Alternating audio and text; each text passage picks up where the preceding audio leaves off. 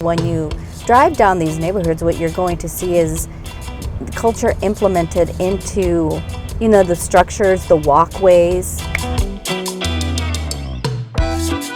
You'll see a lot of Tucson Mexican culture integrated into gardens. You can see, the identification of like where we are. The nice thing is that oftentimes parks are named after folks that have been advocates for the community, who have done work actively engaging with the community. Here you have an altar with flowers, and you'll see that a lot in a lot of the traditional Mexican neighborhoods. So it's kind of nice to be able to drive around and be able to see that. And it reminds me of back home, because my abuela was really good at gardening.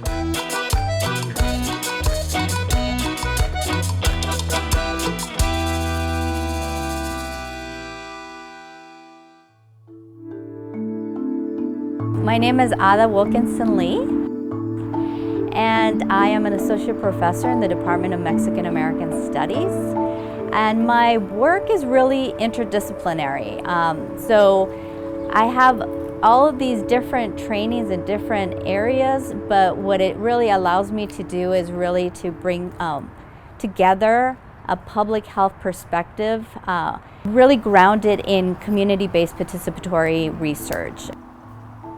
I like photography. It's my pastime. I like to be able to take pictures of the communities I'm in, of landscaping.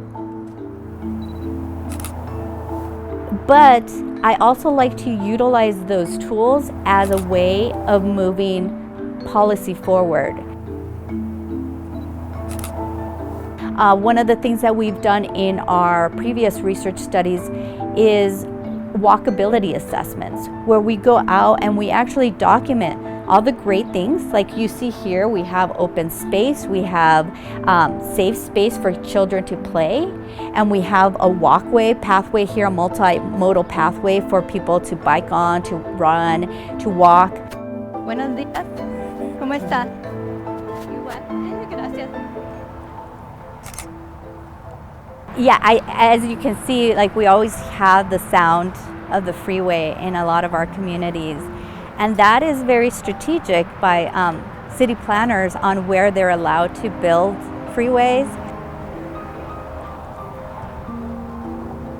Right, and it's in oftentimes under-resourced communities that face the brunt of the decisions of where the freeways are going to be built, because the communities that have those resources are going to fight because they don't want the freeway there.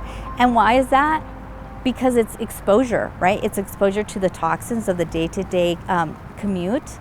If there's a spillage, if there's a toxic spillage, which community is going to be impacted? The one directly by the freeway. And so communities that have more resources want to be far and safe, right? And that also means that there's a truncation of social networks. There's, it's an actual physical barrier that gets put forth between communities.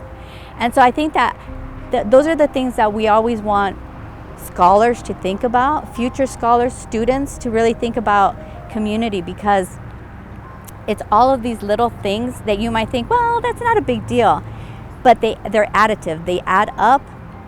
And what we know is that where you reside matters for your long-term well-being, and it has that exposure, that daily exposure has a huge role in the life expectancies of community members.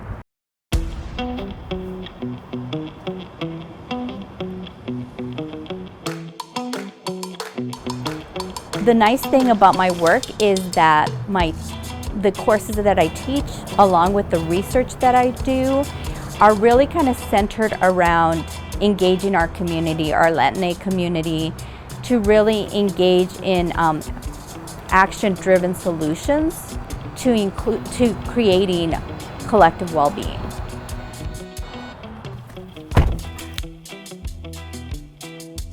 It's already within the community, and so as researchers, we need to do a better job of listening, because the solutions are already there. They're embedded in culture. They're embedded in the history of our people. And I think that if, as researchers, we don't take the time to listen to the community, we're going to miss the mark.